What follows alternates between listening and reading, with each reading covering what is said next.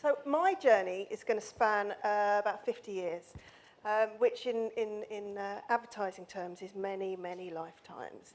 So let's start with 1948, which you can see here, and it's an ad for De Beers diamonds. They've been around since the 1880s, but 1948 was a massively important year in their history because that's when they walked into the advertising agency N.W. Ayer and Son, and they launched the latest piece of creative work, and this was when the brand really took off because a young copywriter came up with the slogan, "A diamond is forever," which sort of, if you didn't know that that was just an advertising slogan, which I found out doing this research, it's stunning. The rest obviously is history. You've got the Bond movie, the Shirley Bassey classic, probably more resonates with this audience, Kanye West classic. But beyond that, beyond this beautiful pieces of copy that you can see here as the print work, they actually did something really extraordinary because they've changed the sort of conventions of generations and generations of men and women that now believe the only symbol of your affection and love is a diamond. Prior to 1948, it would be much more popular to have a ruby or a sapphire. So with that campaign, they not only came up with the most amazing strapline, in fact, Adweek said it was the best strapline, best slogan of the whole century, but they changed a social convention.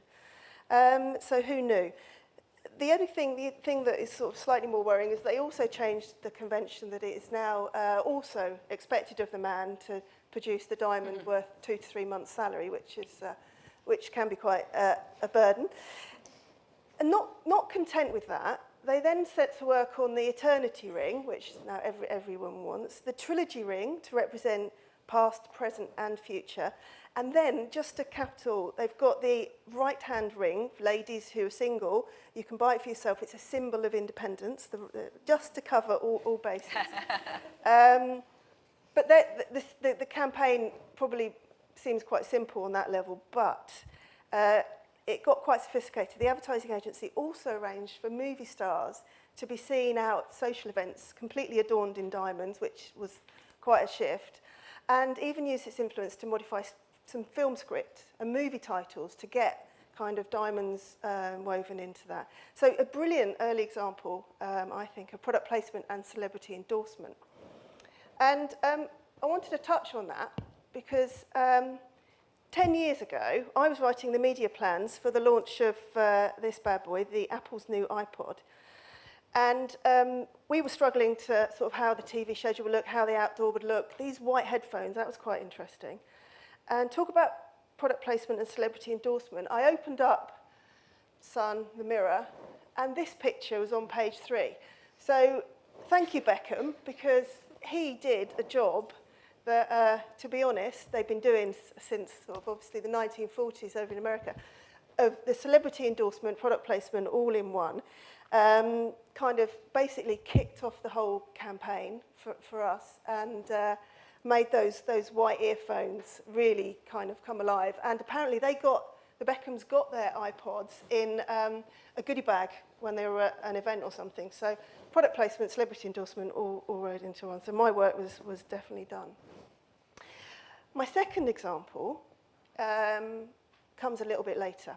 So this is one from my youth. Let's take a journey back to 1973. There I am. Mm-hmm. That is not apparently a cigarette. I've checked this out. My mum reassures me that it was not a cigarette. But this was, I think, the golden era for TV programme. So you've got these chaps, Whatever Happened to the Likely Lads. In 1973, there is a really famous episode of The Likely Lads where these guys have a bet that they're going to avoid the England versus Bulgaria score all day until they can watch it in the evening. Can you imagine? Can you just imagine how that would happen now? The goodies, not really sure what they did, to be honest. Look at them. Crikey. My favourite was Pipkins. The nostalgia. Let's just enjoy, for hopefully 30 seconds, the nostalgia that was 1973.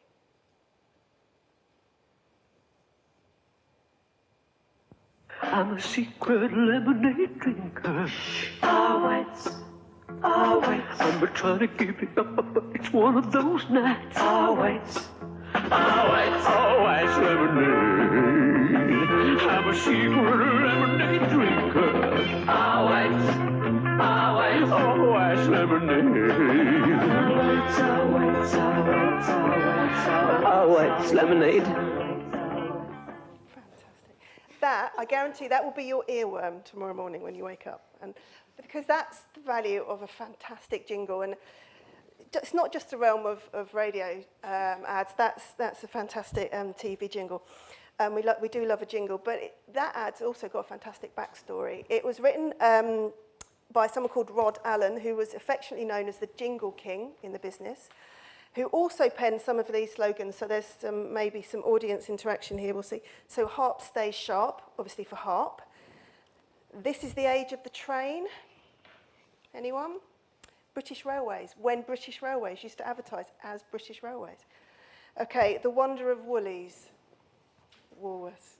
The listening bank, Midland Bank. And this is my favourite, Fit the Best, Fit Everest. So this guy basically had the 70s nailed in terms of advertising straplines. And the actor you see there didn't actually sing the song, so I'm not sure whether you picked up on his miming. Ross McManus was singing that song. He's actually the father of Elvis Costello. And a teenage Elvis Costello was providing the drums and the backing vocals on that track, which I just think is a fantastic bit of trivia associated with one of the best commercials of the 70s. So popular that it was on the screen for over 10 years, just like that. And then they've remade it since, but just in that form for 10 years. So we are nearly up to date. I'm going to bring us right the way up to 2010 with this one. The sun is up. The milk is chilled. It's gonna be a good one. Yo, I'm rolling in my Massey on a summer's day, chugging cold milk while I'm baling hay. Yeo Valley's approach is common sense. Harmony in nature takes precedence. My ride's my pride, that's why you never see it dirty. And I love it here, man, that's why I'm never leaving early. I'm looking good in my cap and my shirt. I'm representing for the West so hard it hurts. Yeah, we make this look easy, cause we're proper modern with this farming, believe me. Wind turbines are shining, baby. It's solar farming, no buts, no maybes. And yeah, we're down with the Soil Association, and we do lots of what? Conservation, sustain, maintain, it ain't a thing. We set the bar, real leaders by far. Yeo Valley. We change the game, it will never be the same. Yeo Valley. Big up your chest, represent the West. This isn't fictional farming, it's realer than real. You won't find milk maidens, that's no longer the deal. I'm in my wax coat and boots and proper farmer jowls. Now look, you urban folks that stole our style. I'm not a city dweller, me, I like to keep it country. The air is clean and all those cars will make me jumpy. It's different strokes for different folks, my man. Just enjoy the results of what we do with the land. Check out Daisy, she's a proper cow, a pedigree Frisian with know-how. Her and her girls, they got their own name. We treat them good, they give us the cream. Yeo Valley. We change the game, it will never be the same. Yeo Valley. Big up your chest, represent the West. Big up your chest. Represent the West. 2 whole minutes from BBH there, so quite unusual length for a TV commercial. But the reason why I've chosen it is because it was the first big example of a massive TV spot combining with social media. So what they did, very simply, was bought a few spots in that and drove a lot of people there. So really simple, but in this case, particularly effective. The marketing team at the time said basically they wanted to bring people to Yeo Valley. Once they come into the Yeo Valley world, they're completely sold on the brand. So they did that using big TV spots and taking them into an online Yeo Valley world. It's a pretty bold move. They used an established music video director to sort of get that feel. What I didn't know until I researched this, that one of the brand goals was to get people saying the brand name right. So that's why it's Yeo so that everyone would say Yeo rather than Yeo, or however people are pronouncing, which that's just genius there by itself. It's normal now to launch your TV commercials online. Even John Lewis launched their commercials online first with their friends on Facebook or whatever. But choosing your socially relevant programme, it really can be hit and miss. So I had a look at Friday night just gone, their leaderboard for Second Sync. So this is all of the Twitter activity that was linked to TV programming on Friday night, and this is the top 10.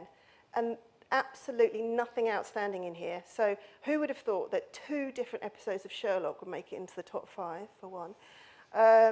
You know, you'd expect probably Chatty Man up there, EastEnders not particularly successful. So when you're trying to put a campaign like this together, you have to think very carefully about the spots that you use. So this is the reason why Yeo Valley chose the X Factor, because the one place that is always socially active on a Saturday night is the X Factor.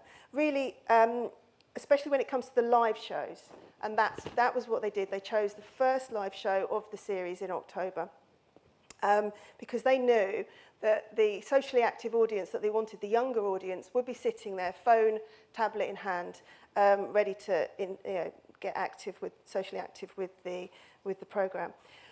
And the reason why they chose X Factor is because people feel they've got an outcome they've got a stake in the outcome of the programme. That's why they get involved. That's why they pick up the phone to vote. And that sort of, I guess, embodies the whole Drive to Live trend. It really is X Factor. Sparkle's completely gone if you record it and watch the next morning. Kind of, you lose it. So I guess on that note, we're probably going back to 1973 with the Likely Lads trying to avoid finding out the football scores, which basically would be completely impossible nowadays with everyone with a mobile phone. If you're wondering about that football score, they waited the whole day, they got through the day, and that evening they turned on the television to find out the game had been rained off. So, thank you very much.